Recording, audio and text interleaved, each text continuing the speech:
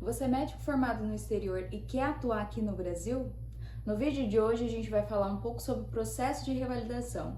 E para você que já está na fase da segunda fase da prova prática do Revalida INEP, fica até o final que tem uma surpresinha para você. Antes da gente ir para o vídeo, deixa eu me apresentar. Eu sou Juliana, sejam bem-vindos para mais um vídeo aqui desse canal. O último vídeo que eu trouxe para vocês foi há mais de 5 anos. Eu estava na faculdade e é isso. E hoje eu estou formada e revalidada. Me revalidei com o Revalida INEP em 2025.1 e eu estou muito feliz de fazer esse vídeo revalidada. E espero que muitos de vocês que estejam assistindo, que estão passando por esse processo, consigam aprovação logo logo. No vídeo de hoje eu quero trazer um pouco do processo de revalidação. O que é revalidar? Revalidar é o ato de validar, reconhecer algo que você fez. E para nós brasileiros que fomos para fora para fazer medicina e queremos voltar para atuar aqui no Brasil, não vai ser diferente. A gente precisa realizar algum processo para revalidar o diploma. E quais seriam os caminhos para revalidar o diploma? Tem apenas um caminho? Por onde seguir? No final de 2024, o Conselho Nacional da Educação emitiu um informativo sobre vários pontos da educação e dentre eles estava o diploma médico. Lá fala que ele só aceita a revalidação do diploma de medicina do exterior, passando pelo processo Revalida INEP. E em fevereiro de 2025, o Conselho Federal de Medicina publicou no site, enaltecendo o Conselho Nacional de Educação, falando que realmente concorda, porque eles discordavam de muitos pontos sobre o processo de revalidação, principalmente sobre a revalidação simplificada. É basicamente a gente comparar nossa grade curricular com alguma grade curricular do curso de medicina de alguma instituição aqui do Brasil. E esse procedimento poderia ser feito por advogados ou poderia ser feito pela plataforma Carolina Bori, que nós colocamos os documentos lá e aí dentro da plataforma tem várias instituições que poderiam analisar as documentações para emitir o diploma revalidado. Sinceramente, eu nunca conheci alguém que conseguiu. Se vocês que estão assistindo conhecem alguém de verdade, conhecer mesmo, não um amigo do primo, do vó, do vizinho, é o amigo do vizinho, do primo, da amiga da minha mãe, e pelo Revalida Simplificado não ter uma avaliação direta, mais pessoal com o aluno, com o candidato, o CFM sempre foi contra, né? Porque não poderia avaliar o candidato. Além disso, tem alguns processos de revalidação feitos por algumas instituições. Tem o FMT, a Federal do Mato Grosso. Eu não sei se ela está atuando no momento nesse processo de revalidação. Tem a USP, que eu acredito que ela ainda esteja, porque eu cheguei a mandar um e-mail, né, perguntando mais informações e pelo visto ainda está atuando, mesmo tendo esse informativo do Conselho Nacional da Educação. Eu não sei se é para entrar em vigor em algum momento específico ou se só vale para o Revalida Simplificado. Vamos aguardar os próximos capítulos.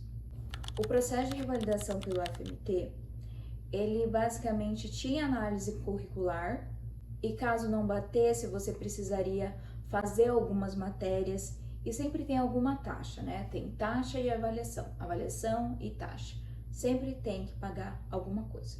O processo de revalidação pela USP tem algumas etapas.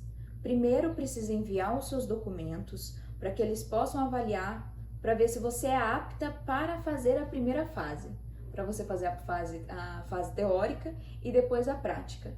E a prática pode ser simulações de estações, pode ser uma entrevista, uma discussão de artigo.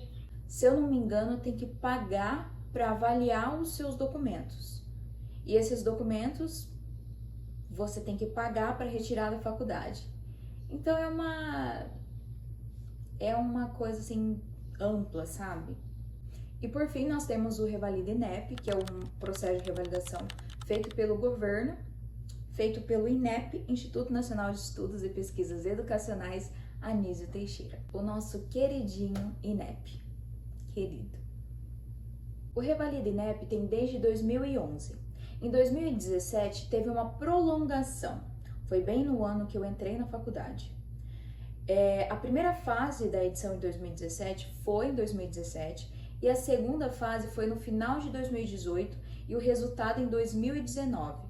Então, por isso que quando a gente olha as provas antigas, tem a de 2017 e a de 2020, porque nesse período foi a edição de 2017. No Revalida você se inscreve para a primeira fase, paga a taxa de R$ 410, escolhe alguma cidade para realizar a prova, tem muitas cidades pelo Brasil, eu acredito que são todas as capitais, e a primeira fase é uma prova teórica. Até a edição 25.1 era 150 pontos, 50 pontos de discursiva, era 5 questões com várias alternativas, e mais 100 questões valendo 100 pontos. A partir da 25.2, tiraram a discursiva e ficou apenas 100 questões. Já na segunda fase é a prova prática com simulações de estações, qualquer coisa dentro do âmbito médico, pode ser uma consulta, interpretar exames, realizar procedimento, atendimento domiciliar, qualquer coisa. Ela é feita em 2 dias, sábado e domingo, e cada dia tem 5 estações, e cada estação tem 10 minutos. Uma estação de cada grande área: clínica médica, cirurgia, pediatria, ginecologia ou obstetrícia, um em cada dia, e medicina da família e comunidade. E para a gente escolher o local de prova, a gente só vai saber quais são as cidades no dia da inscrição. A gente vai ter uma base com a edição passada. Por exemplo, na edição 24.2, no Paraná só tinha Curitiba. Na edição 25.1, teve Curitiba, Maringá e Cascavel. E isso a gente só descobriu no dia da inscrição. E essa escolha de vagas, ela é muito disputada porque as vagas são limitadas em cada local. Vocês já ficaram na lista de espera para comprar algum ingresso para algum show, algum evento, e você ficava atualizando a página? Porque quem chegar primeiro vai pegar o melhor lugar. Então, é assim nas vagas, na escolha de vagas para as cidades. Gente, acredite, é uma loucura. E a gente não sabe o horário que vai abrir. Então a gente tem que ficar atualizando a página e vai, até o nosso querido INEP liberar. E depois que você escolhe a cidade, clica OK e tem a sua vaga garantida, fechou. Você não consegue voltar para mudar e nem para ver a cidade que você colocou. Só vai descobrir no cartão de confirmação que vai sair na semana da prova. E além disso, para a gente realizar a segunda fase do Revalida, a gente precisa pagar apenas R$ 4.106,09. Apenas. Esse valor tem que ser pago toda vez que você se inscrever para fazer a segunda fase. Caso você reprove e vai ter que fazer a segunda fase novamente, você vai ter que se inscrever na segunda fase, você vai gerar um boleto com mais R$ 4.106,09 para pagar em qualquer banco. E a partir da edição 25.2, teve essa mudança. Do mesmo jeito que teve a mudança na prova da primeira fase, também vai ter na prática. A mudança é que eles vão inserir alguma coisa para escrever. Então, treine uma letra legível, por favor. Como é novo e toda mudança gera um pouco de medo do desconhecido, do novo, tem muita gente apreensiva. Mas eu acredito que já nas provas de residência tem esse formato, algumas tem para você escrever. Então, eu acho que eles não vão muito longe disso. E o que teria que escrever? Algum medicamento ou alguma receita, algo que é para ser falado rápido, só que aí você escreve. Então não vai pedir para você escrever um texto. O INEP não faria isso, né?